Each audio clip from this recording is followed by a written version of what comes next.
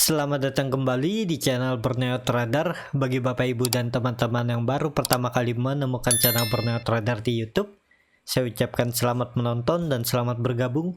Di video kali ini saya akan menganalisa saham-saham dari sektor properti. Yang pertama PLN, kedua BES, ketiga CTRA, keempat BSDE, kelima Piwon, keenam ASRI, ketujuh SMRA, dan kedelapan LPKR. Langsung saja ke saham pertama, ada APLN yang di hari Jumat kemarin ditutup naik 1,47% ke harga 138. Kalau dilihat transaksi asing, net buy. Kalau dilihat dari broker samarinya, APLN didistribusi. Langsung saja ke teknikalnya. Secara teknikal, APLN setelah gagal bertahan di 150 dan 140 juga jebol, dia mantul dari 135. Dan dengan kondisi seperti ini, ada peluang juga APLN Senin depan rebound ya. Target kenaikan 140 kalau lewat ke 150, dan bisa juga ini membuat swing low-nya. Dan juga APLN itu kan reject area support yang dulunya itu resisten neckline-nya yang cukup kuat di 135.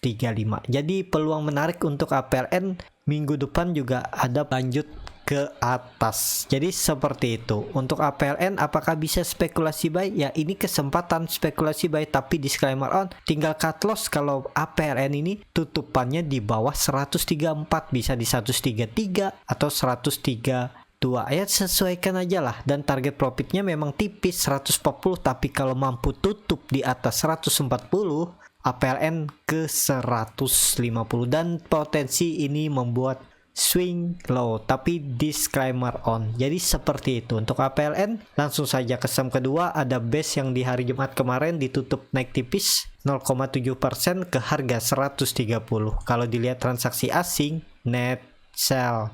Kalau dilihat dari broker samarinya, BES didistribusi. Langsung saja ke teknikalnya. Secara teknikal, BES juga ya bisa dikatakan tutupannya pas di support neckline dulunya adalah resisten kuat 130.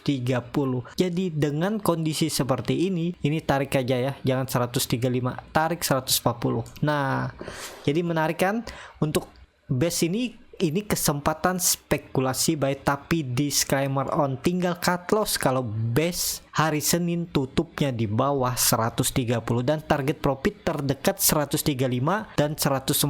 Kalau misalnya hari Senin BES itu rebound dan gak turun lagi dari 130, peluang BES itu konsolidasi, range-nya itu 130 support dan resisten 140.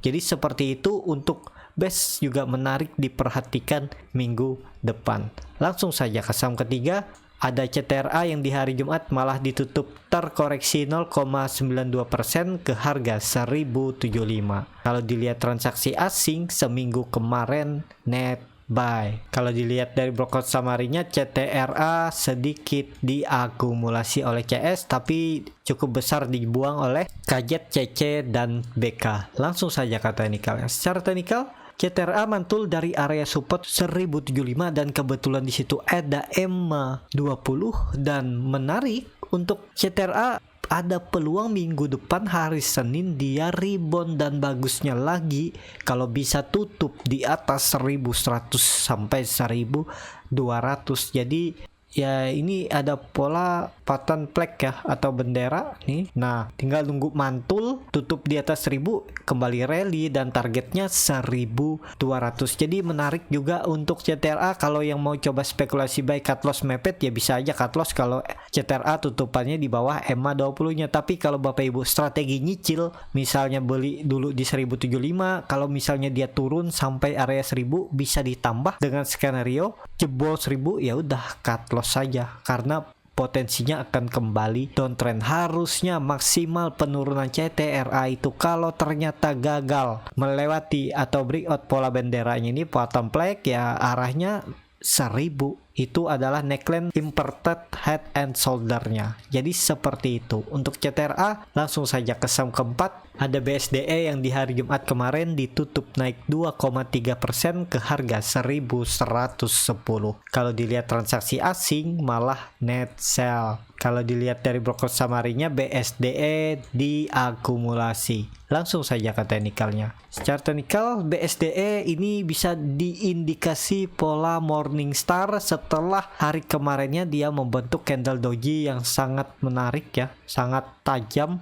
ekornya juga panjang, dan ya ini potensi Morningstar dan targetnya kenaikannya 1120 dulu, dan bagusnya lagi kalau nantinya SDE bisa tutup di atas 1120, itu target kenaikannya 1160 dan 1200, dan potensi besar ini membentuk swing low-nya. Dengan kondisi seperti ini, apakah nanti IHSG akan tetap rebound di minggu depan dan bertahan? Ya mungkin aja, karena dari dua saham yang saya analisa ini, saya lihat semua membentuk potensial, belum tentu juga swing low, itu saham CPO dan properti. Jadi menarik untuk diperhatikan juga minggu depan. Jadi seperti itu untuk BSDE. Langsung saja ke saham kelima, ada Piwon yang di hari Jumat ditutup naik 2,45% ke harga 500. Kalau dilihat transaksi asing, kembali net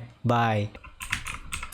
Kalau dilihat dari broker summary-nya, Piwon diakumulasi. Langsung saja ke teknikalnya. Secara teknikal, Piwon juga ya bagus, dia bertahan di fraksi harga 500, sempat turun hari Kamis tapi kemudian naik. Nah, konfirmasinya hari Senin, apakah tetap bertahan di atas 500, dan resikonya kalau dia tutupan di bawah 500 ya akan turun lagi, uji support terdekat di 480, dan juga ini ada potensi untuk membentuk pola inverted head and shoulder. Nah, bisa seperti ini ya. Jadi November bisa aja dia konsol bergerak pelan-pelan tapi arahnya naik, dan Desember baru breakout. Ini kan terlihat valid nih.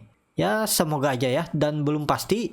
Jadi seperti itu untuk Piwon. Kalau yang mau coba spekulasi buy ini bisa seharusnya, tapi disclaimer on ya. Ya tinggal cut loss kalau Piwon ternyata hari Senin tutupannya di bawah 500, seperti itu aja, beli di 500. Kalau dia tutup di bawah 500 sudah cut loss. Kalau Bapak Ibu kasih toleransi sampai 480 juga boleh, tapi ingat cut lossnya juga lebih dalam ya, sekitar 4%-an lah kalau ke 480. Apakah ini swing low? Ya bisa aja. Jadi seperti itu untuk Piwon.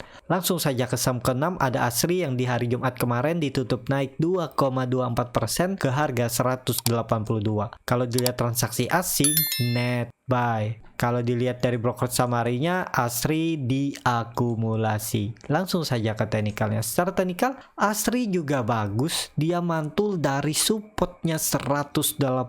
Kalau ini ditarik dari lebih panjang ya, area 180 itu adalah resisten dulunya, itu pola cup and handle. Nah jadi seperti ini. Nah ini kan harusnya di reject area ini nih, satu nih, ini dia breakout rally naik, gagal bertahan 200, dia turun dan reject, dan harusnya seminggu ke depan dia naik terdekat uji 190 dan bisa sampai 200 lagi. Apakah bisa spekulasi buy?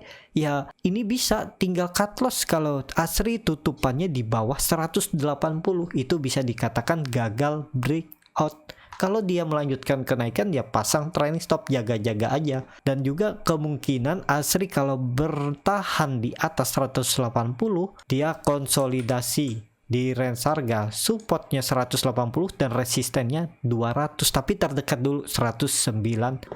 Jadi seperti itu untuk Asri. Langsung saja ke saham ke-7, ada SMRA yang di hari Jumat kemarin ditutup naik tipis 0,54% ke harga 915. Kalau dilihat transaksi asing, net sell. Kalau dilihat dari broker summary-nya, SMRA diakumulasi. Langsung saja ke teknikalnya. Secara teknikal, SMRA juga bagus ya. Dia mantul dari 900. Harusnya juga 900 dipertahankan, karena itu adalah neckline cup and handle. Jadi peluang SMRA seminggu ke depan, yang penting nggak turun dari 900, dia konsolidasi di range harga support 900 dan resisten 950. Kalau mau coba spekulasi buy, tinggal cut loss kalau SMRA tutupannya di bawah 900 dan target profit 950, dan arah SMRA itu uptrend karena dua sudah membentuk higher high 2, lower high 2, ya ini uptrend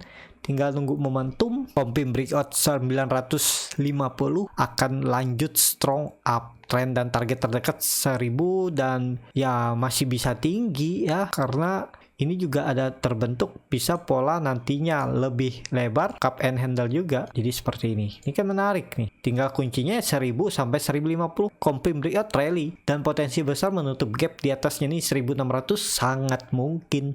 Jadi seperti itu, tapi itu perlu proses dan sebagai trader ya harus punya strategi, punya trading plan untuk masuk di trading saham SMRA. Jadi seperti itu. Untuk SMRA langsung saja ke saham terakhir. Ada LPKR yang di hari Jumat ditutup terkoreksi 1,33% ke harga 148.